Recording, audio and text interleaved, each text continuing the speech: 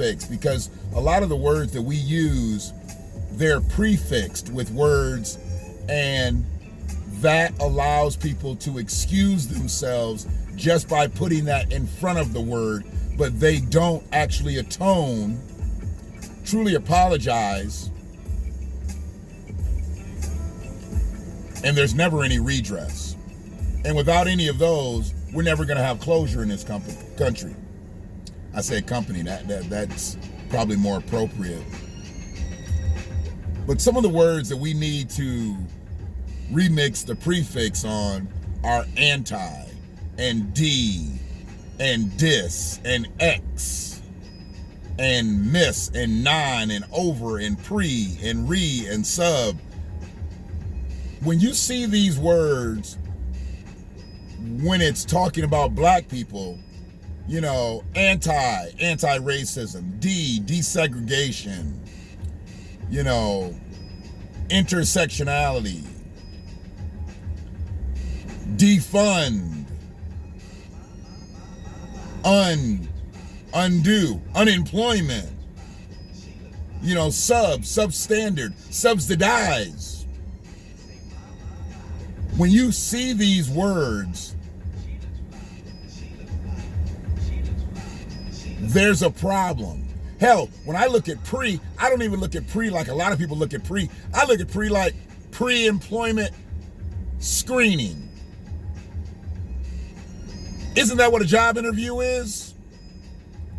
Isn't that what you sitting down looking at the employer, looking at the manager, whoever's going to hire you is? Isn't that a pre-employment screening? No, they go one step further and figure out different ways to disqualify you from a job.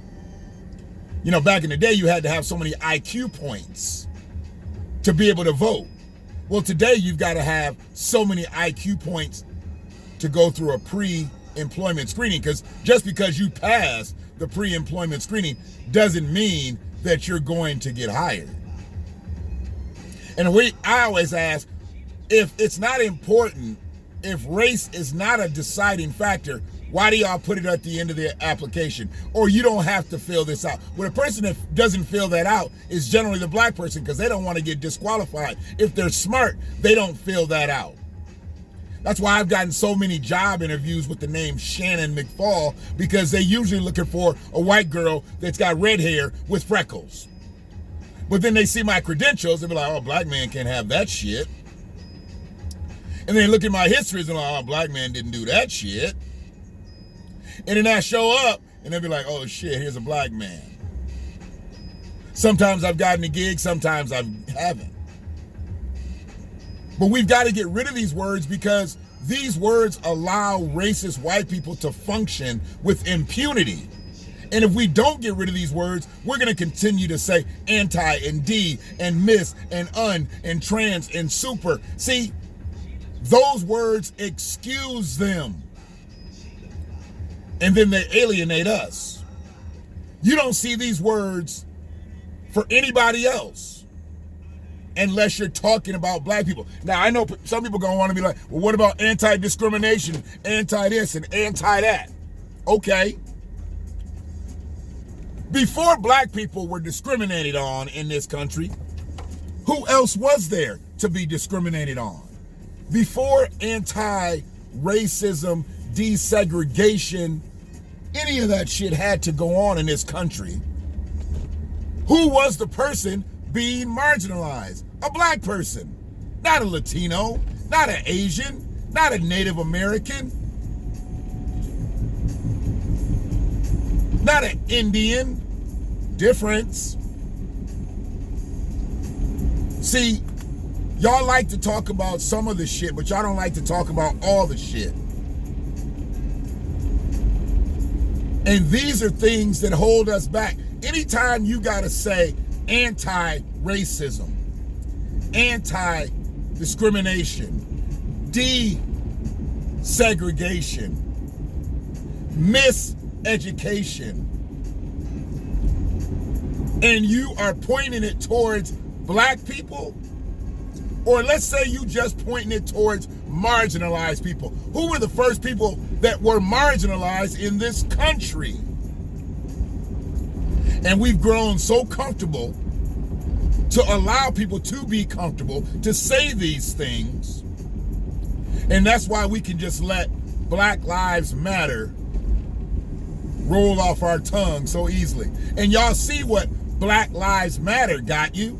It got you Blue Lives Matter. It got you All Lives Matter. Before y'all said Black Lives Matter, there was no Blue Lives Matter. There was no All Lives Matter. So what started that?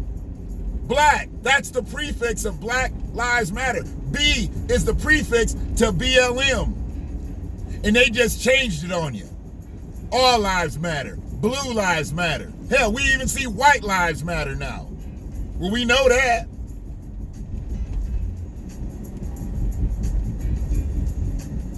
I know a lot of y'all motherfuckers turn your clocks back. I didn't turn a one back. Some of these motherfuckers digitized, so they just gonna turn back on their own. But I didn't touch a clock.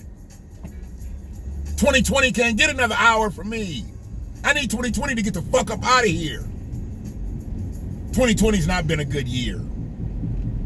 This campaign has not been good.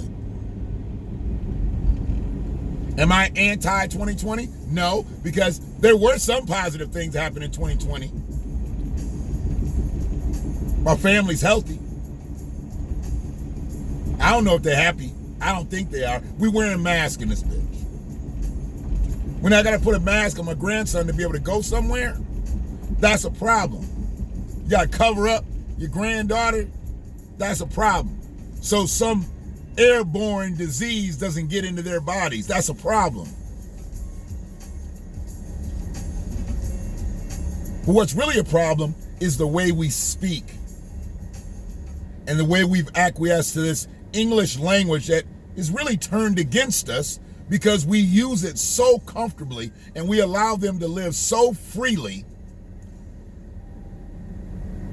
and we won't even get on the same page with one another.